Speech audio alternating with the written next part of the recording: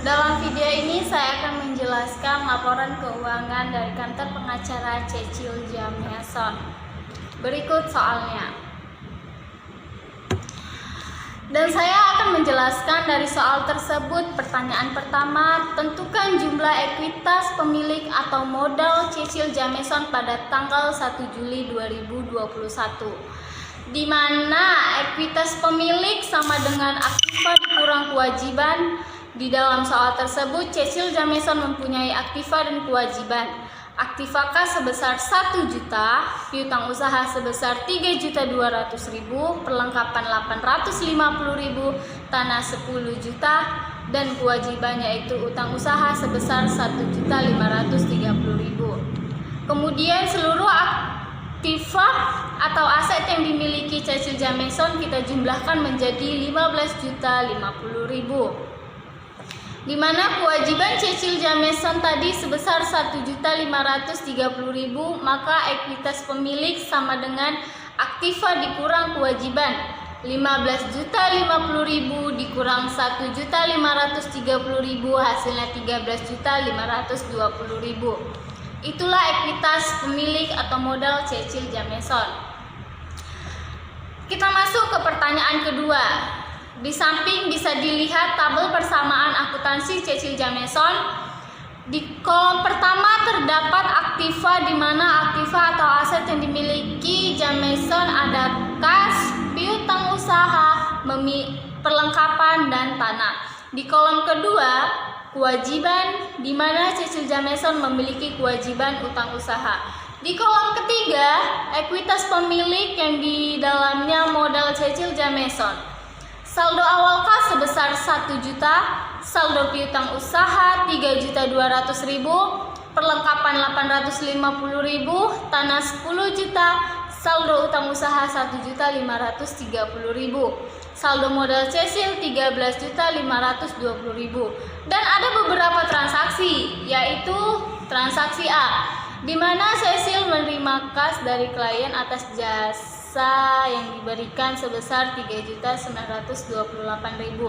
Maka di tabel persamaan akuntansi yang bertambah di kas dan modal Cecil Jameson sebesar 3.928.000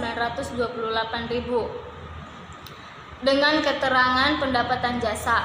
Maka saldo kas bertambah menjadi 4.928.000.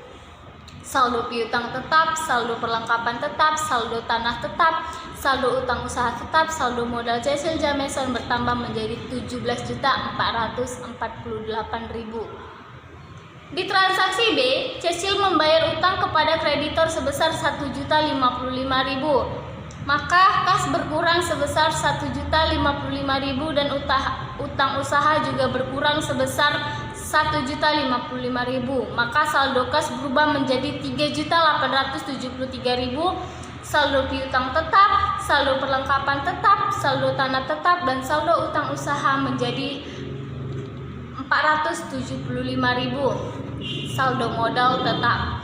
Di transaksi C, menerima kas dari Jameson untuk tambahan investasi, maka kas akan bertambah sebesar 3.700.000, modal juga bertambah sebesar 3.700.000.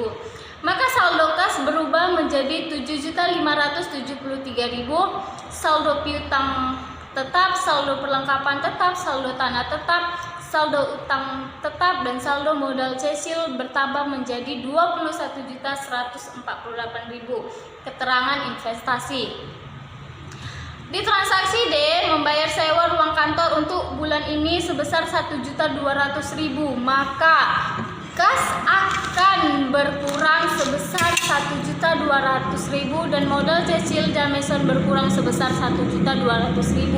Keterangan beban sewa, maka saldo kas berubah menjadi 6.373.000.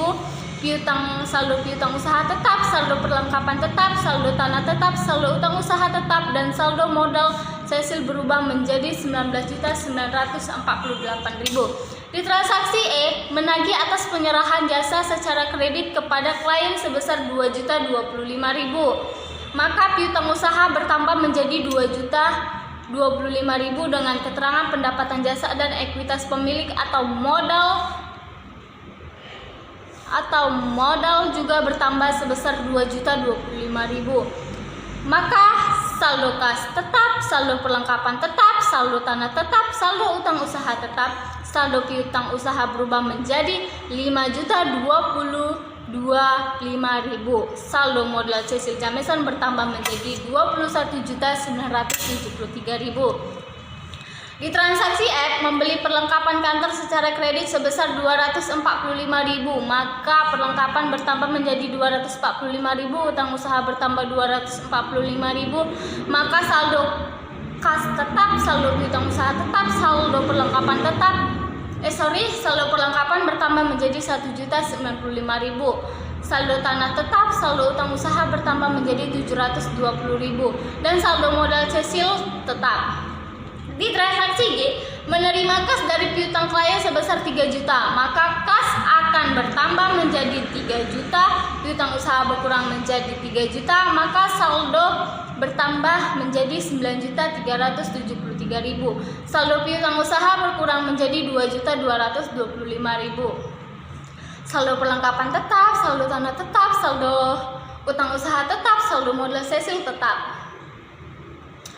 Terus kita masuk ke transaksi H, menerima faktur atas penggunaan jasa hukum dan ilegal selama bulan Juli dalam kurung akan dibayar 10 Agustus sebesar 1.635.000. Maka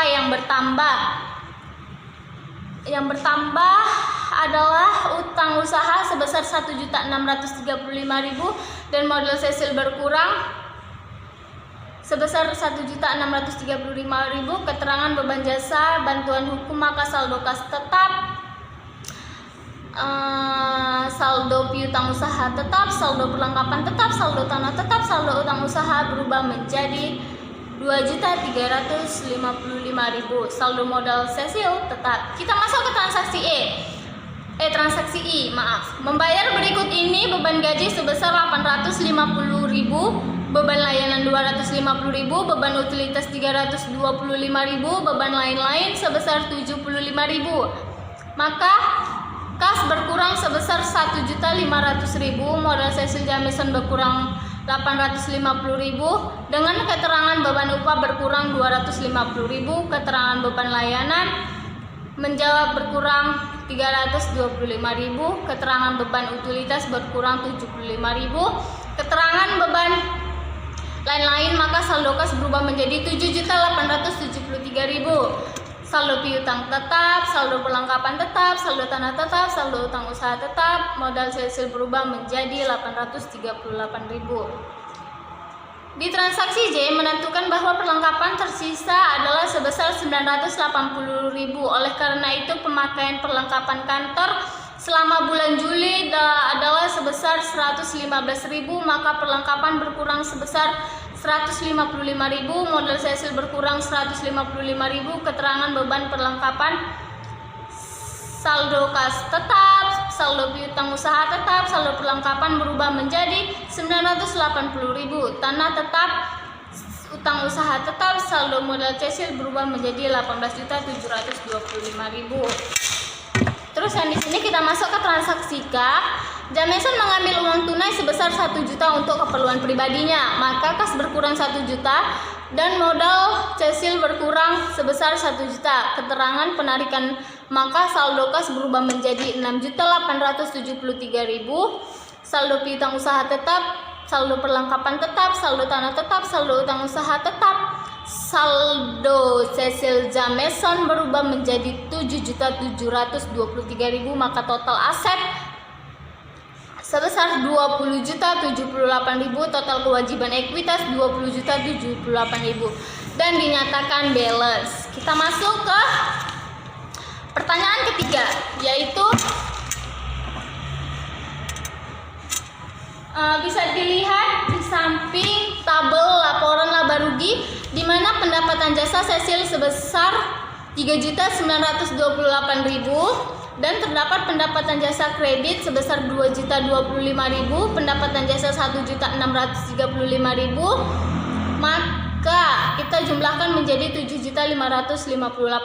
Terdapat juga beban, yaitu pertama beban sewa 1.200.000, beban gaji 850.000, beban telepon 250.000. beban utilitas 325.000, beban lain-lain 75.000. Maka total beban operasi adalah 2.700.000. Maka dari itu laba bersih yang diterima Cecil Jameson untuk bulan yang berakhir 31 Juli 2021 adalah sebesar 4.888.000. Tabel kedua yaitu laporan ekuitas pemilik.